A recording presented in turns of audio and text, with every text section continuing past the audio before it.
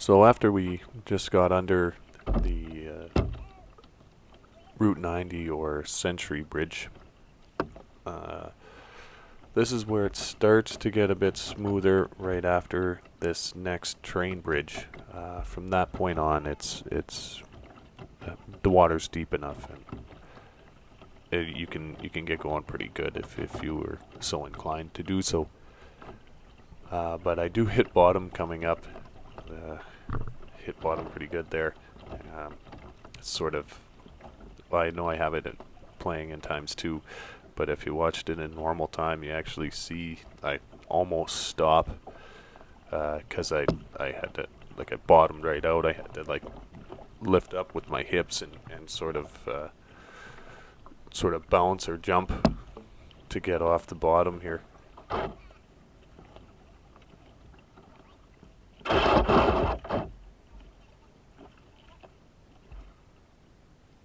And that's what it sounds like when you bottom out. Yeah, so that happened to me quite a bit uh, throughout the whole ride until just after this point, pretty much. Like, I hit bottom a couple more times. It's still somewhat shallow, but basically from this point on is where it starts to where you have some freedom from this point on. Um, from that point on, there was no hitting bottom. Everything was relatively smooth sailing. So if you really wanted to dig your paddle in and get mortaring, you could if you wanted to. Um, right, yeah, it's right around here is where, from that point on, you're safe to do whatever you want to do.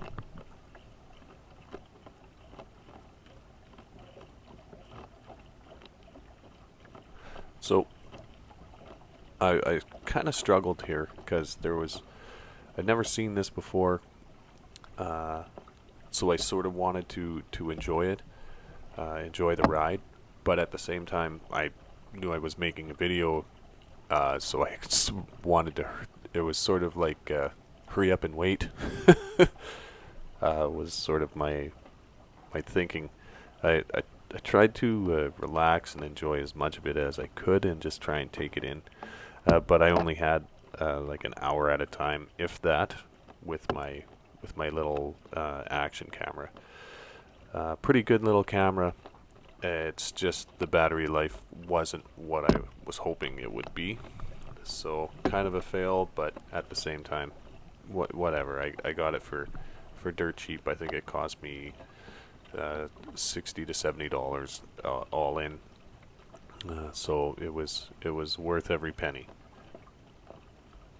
So I hadn't even realized that 2 weeks had went by and I hadn't posted any videos. Um, like I was saying previous there, I met my dad in Kenora, Ontario, and he gave me his his kayak, which was pretty nice. I was gonna bring the camera along with me, but I didn't take it on a very long excursion or anything. I just just tried it out, took it in the water there. Um, he's got it's a lime green beast. It's actually really sturdy. I was quite impressed with it because the one I'm currently in, you can you could definitely tip over, but the one that he had given me, it's quite a bit more solid. In fact, I think I could possibly even stand up in it if I chose to do so. She feels pretty sturdy. Um, so I'll definitely be trying to make some videos with that one. Uh, that one could be used in open water. It doesn't have the rudder or the keel, which would be more ideal when you're taking it into open water. That way you can steer with your feet, and all you're doing is just paddling. You don't Everything else becomes effortless almost. So it's more ideal.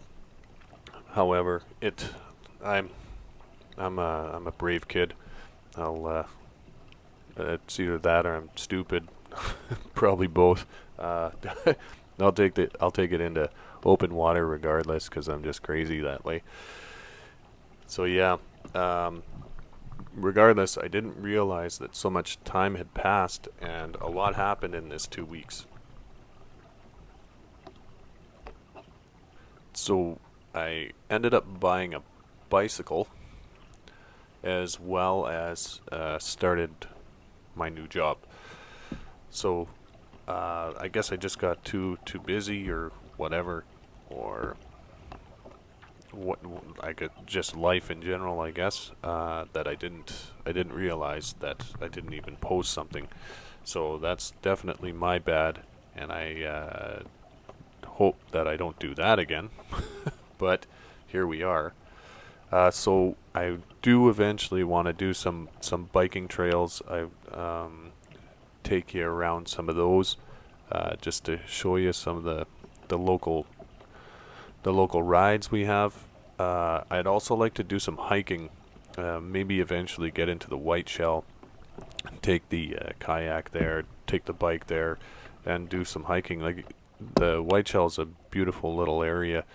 Um, it's basically right on the Ontario-Manitoba border, and it's you sort of get the feel like you're definitely on the Canadian Shield in that area. So it's just beautiful area.